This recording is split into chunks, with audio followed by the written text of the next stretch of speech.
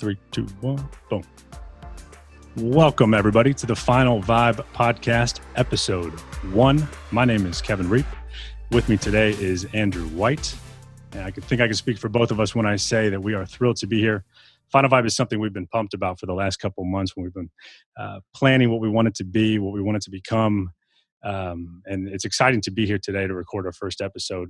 We're officially taking the leap and kicking this thing off. And you would think that the first guest that we would get on a podcast like this with absolutely no one understanding what FinalVibe is, you'd think it'd be my mom or Andrew's elementary school teacher, but we actually booked a phenomenal guest, somebody that is absolutely living and breathing the FinalVibe mindset, a business owner, an entrepreneur.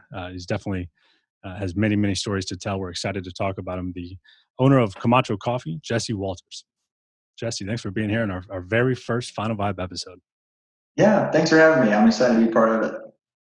For sure. And then Andrew, also, if you want to say hello so people can understand, hear your voice. Yeah, it's good to be here. I'm super excited. Obviously, this is the very first episode. And we've got a phenomenal guest. Jesse and I go back a little bit, so it's good to have a familiar tie. And I'm excited to get into it. That's awesome. Jesse, I'm pumped to talk to you when you're an interesting person to do research on, because at first you figure out that you roast coffee, and that alone is an interesting fact. And then Andrew tells me that you guys used to play in a band together at downtown bars. That's an interesting fact. And then you start scrolling on Google and you figure out that you wrote a book about when you were in a cult at 17 years old. So I was just taking notes and thinking, this is going to be a really good 6-hour episode, 6 parts. I'm just kidding. We're not going to. Sounds like there's absolutely plenty that we can talk about. And your resume, unbelievable. Columbia Business Times, 2018, 20 under 40. So you've certainly, people see what you're doing. You've had an impact in a very short amount of time, which is remarkable. We want to talk about that. So first, let's start with kind of what you would identify yourself as, the co-owner of Camacho Coffee. So what does that mean? What does that entail? And tell us a little bit about what Camacho Coffee is. Yeah, so Camacho Coffee, my wife and I started it in 2017. I started roasting coffee, I think it was like late 2016. So I've been roasting for a year before the business actually started. But so what actually started it all was my wife, Megan. She had an allergic reaction to coffee. Her doctor told her to quit drinking it and just see if this will help. She was having inflammation issues, like acne, things like that, and they couldn't figure out what was causing it. So she took out coffee, and lo and behold, it worked. And we're like, what? I don't understand how that fixed that problem. I'm like, well, this isn't good because we need coffee in our lives. Like, we need to figure this out. So I started doing some research and trying to figure this out. And I found that there's like the acidity levels, and there's a lot of other factors that go into it too. But like higher acidity coffees can cause that in a lot of people. A lot of people will experience like acid reflux, like stomach issues when they drink coffee. And usually when I explain the story and people will say like, oh wait, yeah, I have that, or someone else, they're like, oh yeah, my friend can't drink coffee because of that reason. And I'm like, oh, I didn't realize how common of a problem it actually was until my wife had it. And so I saw that cold brew coffee, in that brewing process, it's a lower acidic result. And it seemed to work, but it didn't taste very good. So we're like, well, let's go back to the drawing board. And me, my wife can tell you, like, I like fidget with things. I'm always like tinkering and trying to figure out stuff. And I'm like, well, I started Googling more. I'm like, well, I can roast this stuff at home with a popcorn popper. Like, I bought a popcorn popper on Amazon, and those hand crank whirly pops. And so I was like, I just started doing it at home. And the first time I did it, man, it was charcoal. Like, I filled the house with smoke. Smoke alarms went off. It was not a good deal at all. And but needless to say, I got a little better at it. I just kept tinkering and just kept messing with it. And through all that, I just fell in love with the process of it, and learning about coffee. And like, I'm nowhere close to knowing everything about coffee. There's just so much about it. But we kept messing with the flavors and just seeing like what origins work better and things like that. And we got it to where like it tasted good and Megan could drink it. I'm like, all right, this is sweet. Like, so we were just drinking at home, and I was just roasting just when I wanted to, like on weekends, and listen to music, whatever. But at the time, I was working at Columbia College, a private school here, in business development, and I would meet with business owners all the time. And I would just talk to them about like the MBA program, things like that, and how we can help with their employees and that. But usually we met over coffee. And so right off the bat, I knew if they were coffee drinkers or not. And by the end of the meeting, if I felt it was appropriate and like we hit it off well, I'm like, hey, I'm just curious. Like, I do this as a hobby. Like, I just pulled like a Ziploc bag of coffee beans out of my pocket and handed it to him. I'm like, I just want your opinion. Like, I don't know. Like, it's just something I do for fun. I like it. And after about a month of doing that, a cafe called me and said, hey, we wanted to carry your coffee in our cafe. I was like, oh, okay. Let me go get my business license. I'll be right back. And that's what started the business. And I was like, well, if it's good enough, people want to buy it. Let's just push it and see.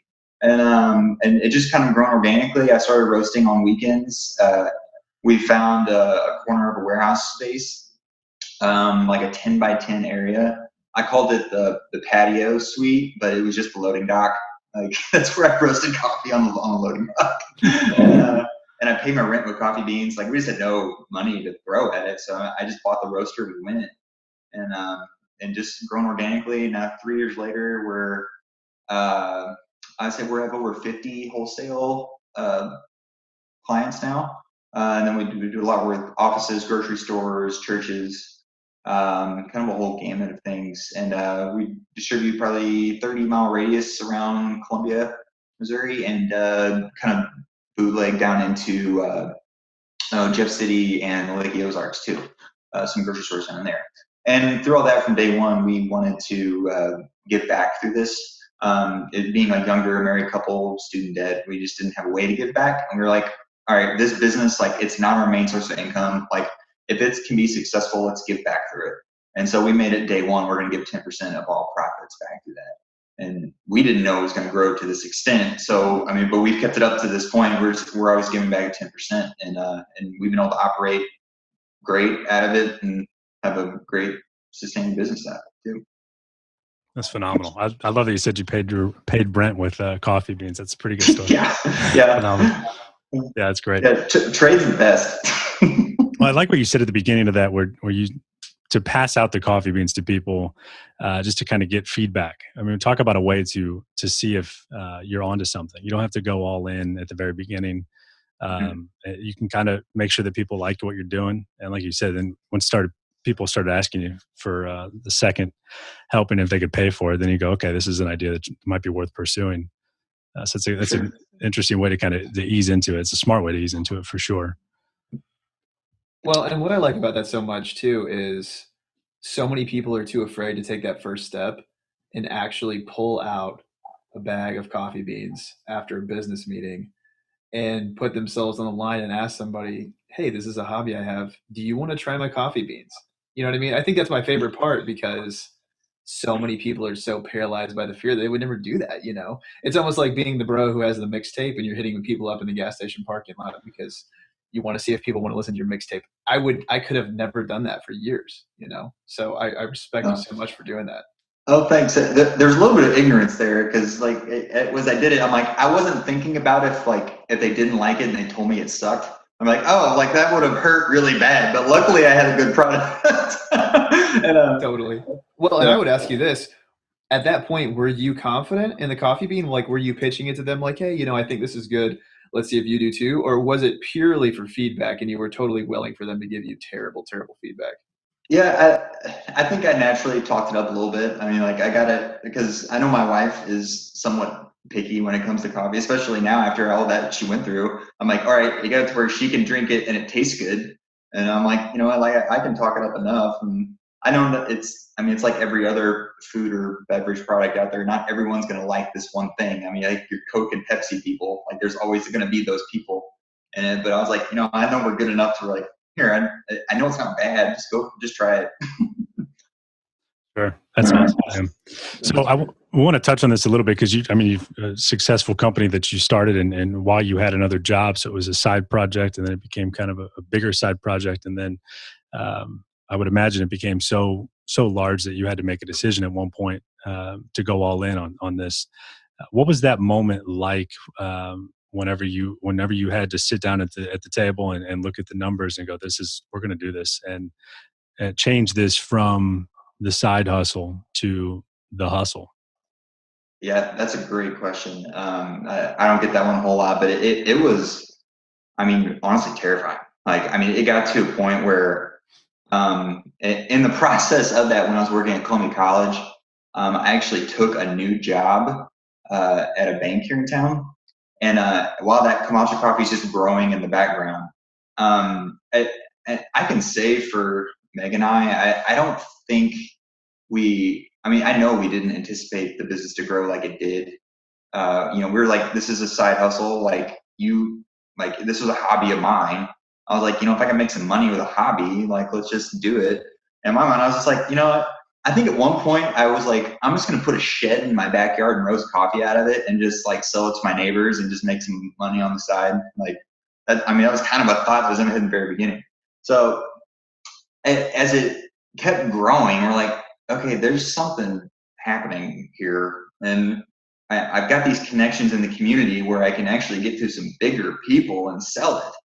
Like, okay, this is taking up more than weekends now. Like I'm starting to roast on the evenings after my job and sending emails during the day to new clients and like also, and it's like getting in the way of like who another employer is like paying me to do what they want me to do, what they need me to do. I'm like, and it just from my heart, I was just like, I'm not giving them what they need. They hired me to do this job, and I'm not doing it to my full capacity.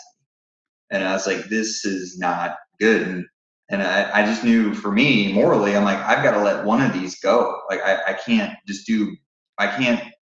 really just put half my effort to one job and half my effort to the other, like because both are going to struggle. And so, I mean, my wife and I, we sat down one night, we were just talking about it. And it was just like, if we're going to do this, like, we just got to do it. Like, it's not like, if we let it go, it's just going to die. I mean, it's not big enough to like, just do its own thing. It's just going to pass away. Cause like, I'm the only employee of it and it's just not going to do anything. So I was like, okay, like we're not making any money. Like, how are we going to do this? We're like, and we're very open about our faith, and like, I mean, it was a big leap of faith for us. I mean, we prayed about it a lot, and we were trying to figure this out, and we're like, all right. I mean, worst case, it fails, and I go get another job. I mean, that's ultimately the conclusion we came to. And at the time, my wife, she had just become a realtor, so she didn't have a salary either. And I was like, all right, well, we're both commission-based employees here. Like, if either we're going to crash and burn hard, or this is you can make that work. You can make anything work. Yeah. Yeah. So I'm like, all right, well, let's just go and see. And like, we had some savings built up, and yeah, to back to your point, I think I'm stretching out these answers here, but the numbers did not make sense. I mean, we were not making money yet. I mean, I could see how it was going to, but it wasn't yet. I mean, we were paying off some debt. Like, I was paying my rent and coffee beans because I didn't have money. Right. And it was just like, all right, if we're going to do this, let's do it. And I kid you not, after I quit my job and went full time at it, I think in the next month we tripled our revenue because that's all I focused on. Sure. And then from there, it just kept multiplying and multiplying. And I think we had a 450% growth from 2018 to 2019. Amazing. And then now, 2020 has its own challenges, obviously. Sure. But but we're still over 2019 sales, even though all this is happening. Wow. That is wild. That's amazing. That is wild. That is wild. Well, man, and I just want to say this. I feel like that story, not that specific story is common, but so many people don't take that leap of faith. You know what I mean? I mean, because tell me this, was it a terrifying moment to see that you were making, what should I say? You were making splashes, right, with the side hustle. But to the extent that you knew for sure that it was going to be able to pay your bills and make all your wildest dreams come true, it sounds like that wasn't the case. And so there was just this big moment of, we're going to do this, even though we don't know what the future holds. Is that pretty much how it was? I mean, yeah, exactly. I mean, and especially in my wife's career too. I mean, we had no idea what either one was going to do. We were not guaranteed a paycheck next week. Had no idea what was going to happen. And God just provided through all of it. I mean, it was just crazy how, I mean, it wasn't just like right after that, we grew really fast and everything was hunky dory. It was like, we have been pushing along here for the last couple of years, really trying to make this go. And, there's some months we're like, all right, do we have the money here to do this? And we keep pushing it. And because, you always want to invest back in your business to make it grow more too. And there's just that balance every time. There is no like guarantee in anything we did a couple years ago at all. I think it's pointing out it's impossible to know what the financial worth is of taking that leap, because you don't know, like you said, to shift your focus 100% to this, where the numbers didn't make sense when you guys first sat down and talked about it. It's hard to know what 10 hours a week versus unlimited hours a week of brain thought is worth, and what that can do for someone that's trying to turn a project into something larger. And I don't want to make it sound like in the first episode we're condoning everybody just to go crazy and quit their jobs and start the thing. But I think it's worth pointing out. Jobs, yes. I will say that too. Yeah, don't just go jump out and just do whatever it was on your brain, whatever. But I don't know. It was quite the experience. It really shouldn't have worked. I guess that's the way. Just on paper, a bank wouldn't lend me money. It wouldn't have worked. Sure. It wouldn't work. Right, but I mean, you have the passion there, and that's one thing I wanted to talk about. I heard you in a different interview say that you have a different business idea every week, and you and I have never. This is the first time you and I have ever met, so. You don't know this, but we have that in common. I also, every week, will say, we'll be anywhere out to eat, and I'll be like, man, someone's got to make whatever this is, whatever the menu, what does that look like to start a company that does this? And then my wife will be like, what on earth are you talking? That's not something we're going to do. So I like the charity aspect of your company. I feel like for you to have that on day one shows that that's kind of what your passion is. It doesn't necessarily need to be, I'm sure you're passionate about coffee and what you've built. But I feel like when you do other projects and various things throughout your life, what is your passion that is kind of what you go back to, that you want to be able to kind of always point back to and say that that's what your focus is?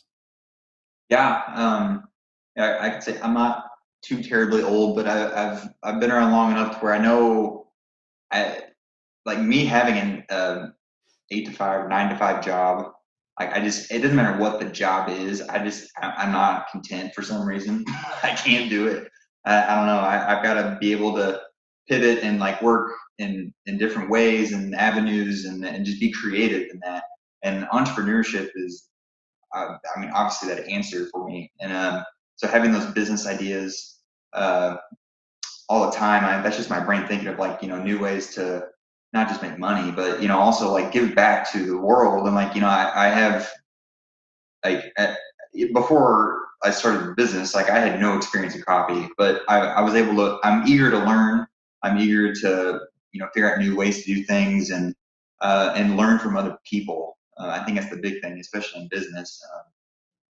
So me, I guess my passion is to. I kind of have this mission in my head of, I want to passionately work for myself, having a self-sustaining business or businesses, regardless of the industry, whatever it is. If I can find a way to help other people through those businesses, I'm going to do it. And in turn with that, it's with those businesses, I want to help people fulfill the mission they have for their lives. Because for me, people have done that for me already in so many ways. With Camacho Coffee, when we were up and going, we were getting too big for that. Our 100 square feet in this warehouse, who would have thought outgrow 100 square feet? We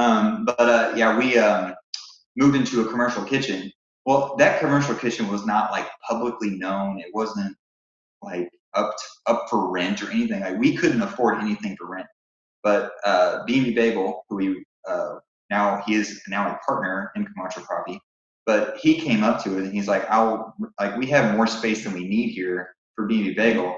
So we put our coffee roaster right next to his bagel machine, and I was able to pay an affordable rent to get us going.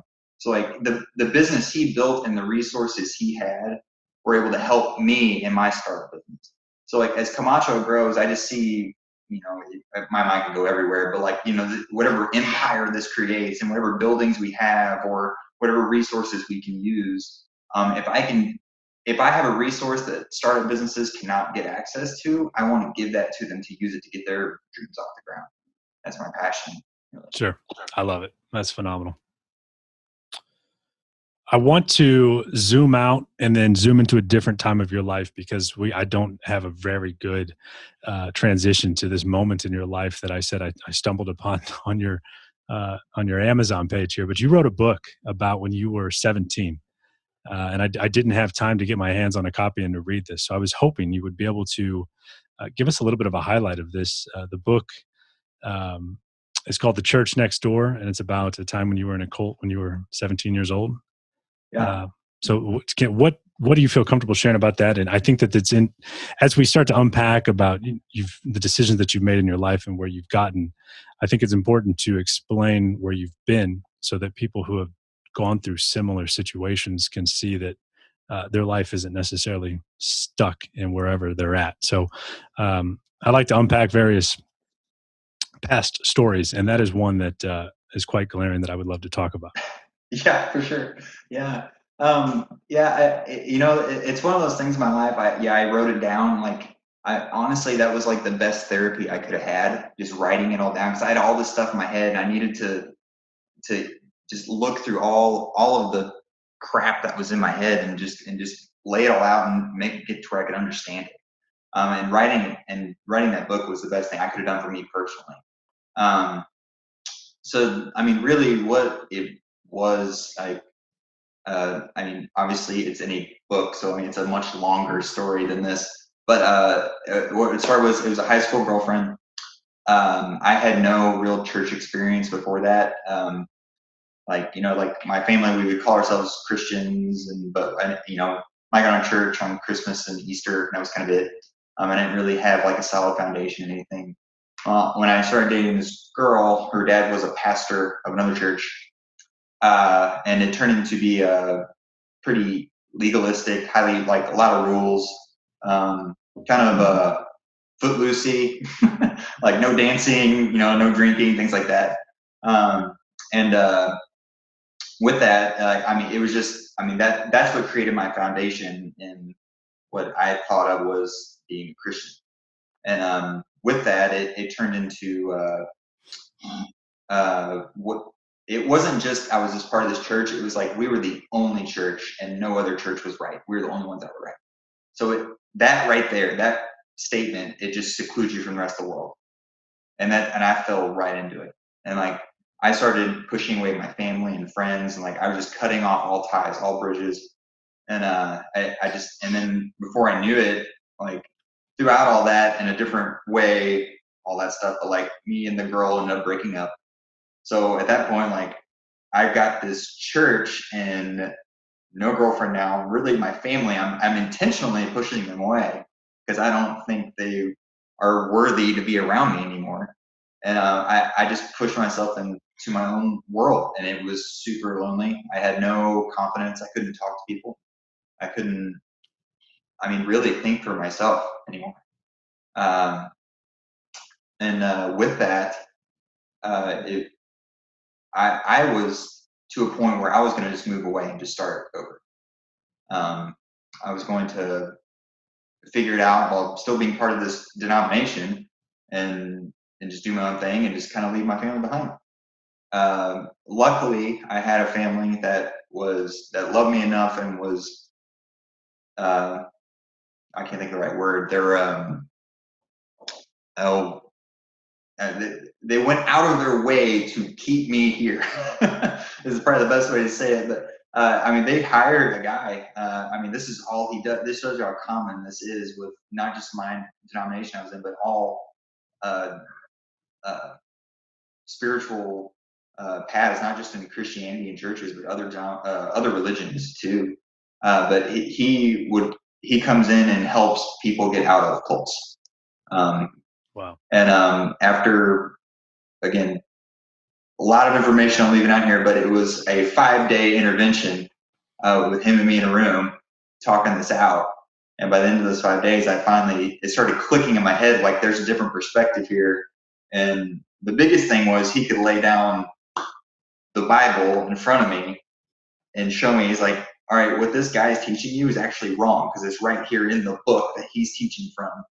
And it was just like, then there's just the shade came off from my eyes. And I'm like, wait a minute. Okay, there's something else here. And then from there, it was just a complete 180. I wanted to learn everything for myself. I didn't want outside influences. And then I started growing into making my own foundation. And then from there, growing into, I guess, what I am today. Now I'm, for a lot of people that go through that, they tend to fall away from all religion, really, and they won't ever go back to it. But luckily, I didn't. I try to find the answers in Scripture rather than just run away from it, and I did, and I'm very, very so thankful for what my family did and what that other guy did. And at the same time, looking back on it, I'm very thankful I went through it. I would never want to go through it again, but it definitely made me who I am today. And also knowing where I was and where I got to now, seeing that transition and how I was able to build myself back up out of that, building a business seems a little easier. Sure, absolutely. Yeah. Every experience is just something you can put in your tool belt. So for you to be able to say that you pulled yourself out of a situation like that, like you said, the shades came off your eye, and you were able to see life differently. And there's only so many moments in life, I think, that we get that where the shades come off and we go, oh, wow. And you really have to open your heart to experience those moments. Yeah. And then it's how you react to those moments when you experience them. So that's, I had a feeling that would be kind of where that story would end up, that you were in a position where you you kind of pulled yourself out, and not a lot of people do. And obviously those stories are all too common. I enjoy watching and reading about various cults, and I think some of the documentaries are fascinating, but it is, I mean, when you talk to people who have actually been impacted, it changes the whole demeanor of what it actually is, because they are, they're very real and scary. Yeah. So anyway, I wanted to, yeah. Oh, no, I was just saying, I can't say the church I was with wasn't necessarily TV worthy. Sure. Being in that cult, it wasn't like gated communities, guns everywhere. It was nothing like that. But it is good to show you it can happen in very small ways, and a lot of people are vulnerable to it. Sure. Absolutely. I just finished Waco last night, actually, which is show that was I watched that one too. Yeah, that was pretty interesting. Yeah. Took one heck of a turn. Yeah. Is that about cults? I didn't even know that. Is that about cults? It is about a cult. I don't know a lot of information about it. It's a true story. And it turned into a very long, I don't want to spoil anything. It was a standoff with between a cult and the FBI. 6 episodes on Netflix. Very good. Okay. Based on a true story? I believe so. I Googled it, and the people in the photos look different than the actors. So that's all I needed to know. That's pretty credible. Yeah. Absolutely. Yeah. Fair enough. Well, and one thing I'd like to touch on really quick, you mentioned after you had sort of, gone through the 5-day intervention, you started thinking through things on your own. Do you feel like that was a pivotal moment for you in just the way that you think about all things, and searching for, not to over, philosophize it, but truth? And when it comes to starting a business, I'm guessing that you sort of had a new identity and a new sense of being after that. And do you feel like you've carried that with you? First of all, tell us how old you are now. Yeah, I turned 30 a few months ago. Yeah. Cool. So that was only 13 years ago. Yep. Yeah, it was. Yeah, and actually, it started when I was 17. I got out when I was 21. Oh, okay. Wow. Yeah, 4 years. Wow. Wow. Yeah. Amazing. And then how long after that was it that you met your wife now? Let's see, that had been 4 years later. I met Megan. Yeah. We got married a couple years after that. Yeah. Very cool. Yeah. Interesting. Yeah, very interesting. Just back to Andrew's comment about my identity in it. Like, I can't say, like, afterwards, it was definitely new. Like, I knew I was a different person, but like, I didn't really have an identity, I would say, for another year. I couldn't really put my, like, I had nothing to grasp on too, because I didn't know what was truth. I didn't know what was real or not real, and like, I had to kind of figure it out on my own. Luckily, I was in college, so like, I was experiencing a lot of different things, and like, meeting a lot of new people, and I could kind of learn from that. I guarantee you, if I look back on my life, like, if I could just see like a video of me walking around talking to people, I'm sure I was extremely awkward and like antisocial and everything, because I didn't know how to talk to people at that point, like right after. But what it did show me through all that, it was I knew I was not an introvert because I wanted to talk to you. I wanted to talk to the person down the street. Like, I was not an introvert, so I knew that, and with that, I started learning new ways to think, and then my identity kind of came through that. For sure. Fast forward then to today, and talk the little time that we have left about you today, who you are, and why you are the way that you are. I am, in a way, fascinated by COVID-19 and the way that it came out of nowhere and has impacted the world. And I'm just interested in other people's perspectives and how they think the world will look different after this is all said and done. If you were to make a prediction of something that you see from the last 60 plus days that you think is a positive that you would like to see kind of stay with us beyond this, what would you say that is? Hopefully something. If you have nothing, we can go to the next question. But. Yeah, no, I love that question because no one asks it. They're always asking about the negatives. So what's going to happen tomorrow? And but I really like that. Yeah, I think one thing for me, it has humbled me, and I think it's humbled a lot of people if they want to look at it that way, I guess. But in the sense of like, we don't have control. Like, I had set plans for our business, up like April and May are some of our busiest months of the year because of college students, like graduation, Easter, things like that. I mean, there's a lot of people drinking coffee during all that time. And we missed out on all of it. And I was prepping and like building up for all these next couple months. And I was like, all right, this can be great. So, we're doing way better than we did last year. And it just all went away, like overnight, done. And what it taught me, it wasn't and what I loved about it was the humbling aspect. It was like, all right, like, I don't have control of this. Like, I know my business won't fail, but I also know that I cannot predict everything. I can plan as best I can, but I can't, just say like, all right, this is what's going to happen tomorrow. I have no idea. And that has changed my decision making from now on for our business. Like, so knowing that we can have those systems in place so we can pivot quickly. Luckily, we're small enough to where, we were able to pivot overnight and start doing door delivery for coffee. And if we didn't do that, we would not have near as well as we should have or could have. Sure.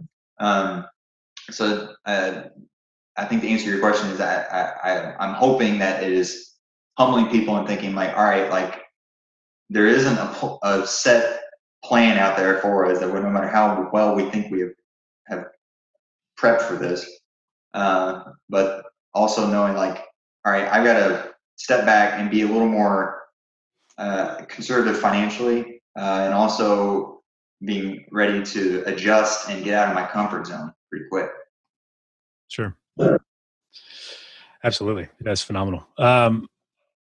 What does a day in the life look like for you now, with things changing? I know people are still drinking coffee, but I'm sure that the distribution aspect of where they get it looks different. I used to go to 2-3 coffee shops a day and work in various places. And now I'm drinking a pot in my coffee every morning. I was actually at the West High V last week. I bought a pound of the organic Peru, And the manager at the checkout line, he said, "Have you ever had this before?" I said, "Not this flavor, but I bought the other ones." And he said, "Oh, the guy just comes in all the time. He's the nicest guy in the world, stocks his shelf." So I don't know if he was talking about you, but he said, that is definitely me. I'm stocking all the shelves. Awesome. I love it. I actually told him, I said, "I'm actually going to be interviewing him pretty soon." He said, "Oh, no way." So I thought that was kind of cool. But so I know you're at least stocking the shelves at Hy-Vee, but what does a day look like now? Morning routines, kind of how do you keep yourself kind of upbeat and moving and checking the boxes off the to-do list? Yeah. I have to admit, like when all this first happened, my alarm clock, it went back a little bit. So I slept in until 6. Yeah. For a little bit. It's not bad for the coffee business. Yeah. So I'm forcing myself back in that routine, but really a lot of it is grocery stores right now, because like we supply a lot of churches, we supply a lot of offices and restaurants. Well, they're not really doing a lot right now, but grocery stores are booming. So grocery stores are a majority of what I do, as well as door delivery. So I'm circling town probably once a day, maybe twice a day. If I'm really not organized, I'll circle it twice a day. Sure. It's I try to plan my weeks out. Like today, I roasted all day. I did a few 100 pounds of coffee. I just roasted, and that will get me through the week.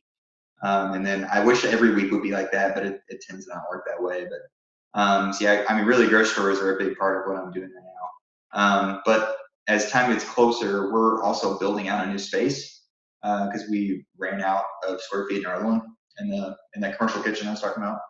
So it's not taking a lot of time right now, but as time keeps going, that's going to take up more and more. We're just working with the contractor and building out our space and how we want it to look and all that stuff. So it's future driven for where our business is going to be. But as far as day-to-day production, it's roasting and stocking shelves. Sure. Awesome. Yeah, it's at least there's still things to do and those boxes to check. I saw on your website you were doing you can now do custom blends. I was thinking, how cool would it be to have a FinalVibe coffee? Definitely, yeah. Maybe we'll add that to your to-do list, and maybe we can work on some good blend that would fit well for what we're going for. Definitely. And I didn't even have that idea myself. A business called me and they're like, "Hey, can you put our logo on a bag?" I was just like, "I don't know why I can't. Let me make a phone call." Let me call you back. And I think that's the way my whole business ran. And I was like, "Yeah, it's always like say yes and figure it out later." Yeah, it's all fun and games until you find out that that's actually just a competing coffee business. They're just stealing your. Yeah, probably so. Yeah. But they got your permission. Yeah. Yep. Yeah. Kevin, we definitely need a custom coffee flavor. Yeah, also, is it a flavor? Is that what you say in the coffee business? It's a flavor? Yeah. So, there's both. So like there's roasts. So like I have my roast and from mild to bold, all that stuff. But then there's also flavored coffees like hazelnut, French vanilla, things like that. Right. I was just gonna say, I think FinalVibe would be a dark roast. That's all I was gonna say. Yeah, we'd have to try it out. Yeah. Mm-hmm. Well, this seems like a good opportunity to ask you, what's your favorite flavor? It changes all the time. Like right now, I just bought like a one bag, and one bag's 150 pounds Burlap bag of an Ethiopian coffee. It's so good, and we partner with Broadway Brewery here in town. So like they're using the Ethiopia in their restaurant, and they pretty much like buy the bag up front. So and I just take some off of it, just to taste it and all that stuff. And I was drinking it at home, and I charge them for what they buy, obviously, but whatever they don't buy, I'm drinking it myself. But if you guys want to try it, I'm happy to give you some. But you won't find it in a grocery store. It's a little more expensive, and I don't have a lot of it. Sure. It's off the radar, Kevin. Yeah. I like it. I got a few people that text me asking what I have and stuff. So I'll pass out a few bags to people that know about it. So, I love that. Now it's going to go public. Now everyone's going to be texting me about it. Right. Yeah. It's out now. Oh yeah. We'll share it with the world. Yeah. Awesome. Well, we'll let you get out of here. Let's wrap up with something we could take away, whether it be a quote, a book that you've recently read, a movie, it's just something that you have been reflecting on the last couple of weeks that you think this is a good time to share with people that are looking to be motivated. And like I said, kind of keep their heads up and have a pep in their step and come out of this with so much negativity around us, but still being a positive light. So what do you have to share that kind of reflects that we could go find right now and implement in our lives? Yeah. You asked some really good questions. I like this. I'm glad to hear that. Again, first time. I'm a big podcast person. So I'm, especially during all this, I've had more time to listen to podcasts. And I like to hear from different people in the business world, across the nation. It's like how the business world's doing from coast to coast and how they're adapting and if we can do anything here to help with that. But I think I might have mentioned this when we were first talking at the beginning, but the biggest thing, one of the most impactful things that I heard through one of those, and I keep reflecting on it, is like, with the coronavirus and everything that's happened, like we're seeing as a pandemic, like this is just a cliff we're all like, it just stops right here.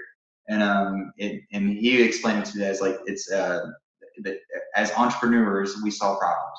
This is just another problem in your business. Like, granted, we all have the same problem right now, which is rare, but it's still just a problem that we have to fix within our business. You're doing that every day anyway, just you have to see it as that and keep moving forward and fixing that problem. Perfect. I love it. Yeah. Phenomenal. Okay. I think that this did everything that I was hoping it was going to do, Jesse. This was phenomenal. Fantastic to touch. I would love to have you back. I think that, like I said, it's hard to talk about what FinalVibe is because it isn't anything yet, but we can talk about what we want it to be.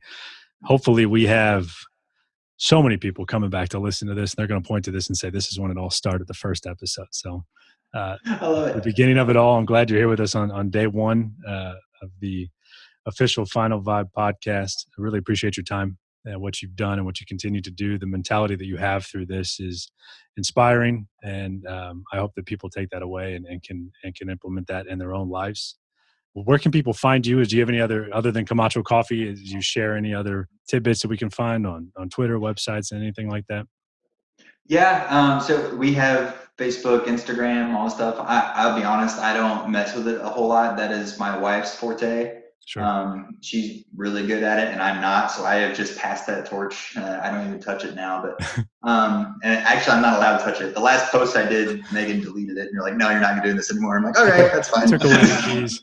That's right. Yeah. But I still check it, like, especially if you message us through that, like, it will get to me, I promise. Like, it's like Megan will tell me, I'm like, hey, this person's wanting to talk to you. I'm like, okay, sure.